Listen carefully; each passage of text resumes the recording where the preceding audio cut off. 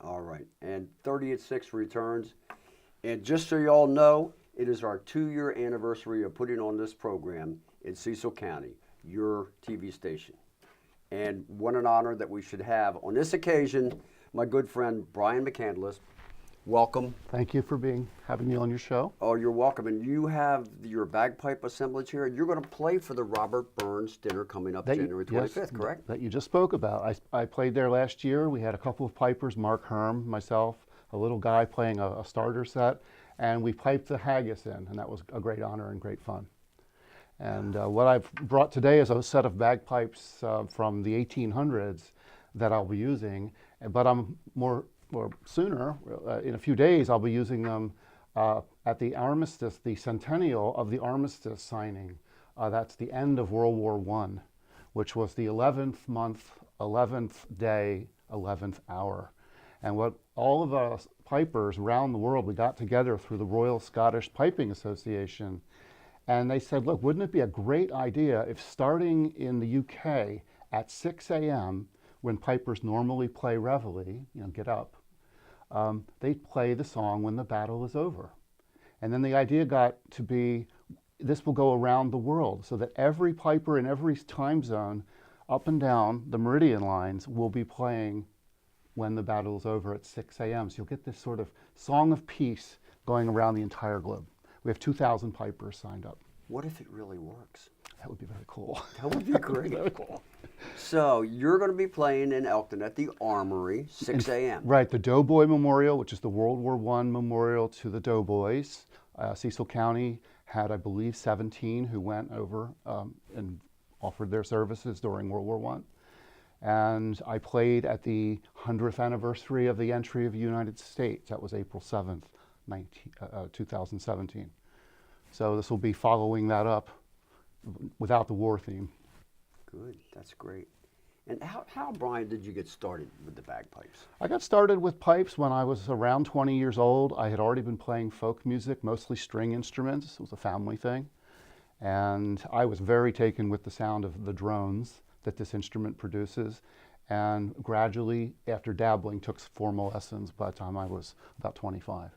You'll have to show us when you get your pipes out, which are the drones, because I have no idea. Sure. Well, this set here, made by Robertson of Glasgow in around 1898, it's a bagpipe, so it has a bag with a beautiful cover, and that's the Black Watch cover, because the gentleman who used this pipe in Africa in the Boer War, he was in the Black Watch.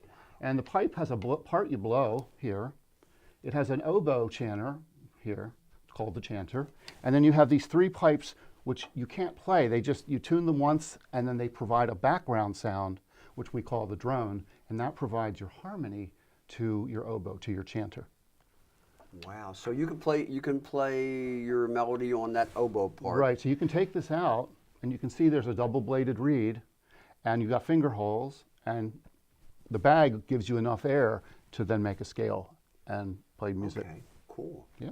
And how old is the bagpipe as an instrument? We have seen evidence as far back as the Greeks, certainly in Greece. The Greeks? Mm-hmm. Wow. And there's pottery and certain iconography that depicts people blowing into something that looks like a bag with a little pipe coming out that they're fingering. So. Now, you know all this kind of stuff. I knew you would know because you're involved in the Cecil County Historical Society. Right. Right. I've seen you up there. I'm a volunteer there, and Yes. I was a co-curator for about a decade, but because of time constraints, I'm just a volunteer now. And I've also seen you, Brian, playing at the Irish sessions at Minahane's. That's correct. Second and fourth Thursdays every month. All the Irish guys in town, there's a fiddler, some guitar players, some really good singers, some Irish drum players. We all meet there and play collective tunes that we've learned over the years. It's a really fun event. So you're shifting gears from Ireland to Scotland. Yeah, it's all Celtic. And now, what about the song you're playing in the Armory? Right, that'll be When the Battle is Over. Is that have any particular origin? Yes, it was written by William Robb. He was a pipe major, and he wrote it between the Boer War in South Africa and World War I, and he wrote it as a song of peace. So here he was, he's a pipe major in a military organization writing a song of peace because after the battle of the, well, the places like battles like the Somme, so many people died unnecessarily and over such a long period. Even the soldiers realized something had to be done, and a lot of the pipe majors were excellent composers, and a lot of them wrote really wonderful pieces that are not militaristic, which is interesting. Well, and the box?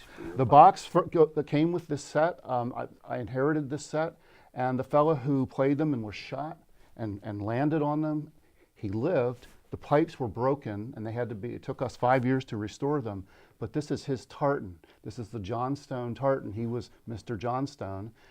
This set and box were given to me by his granddaughter in the mid-1980s, and they were in a terrible condition. She said he was shot.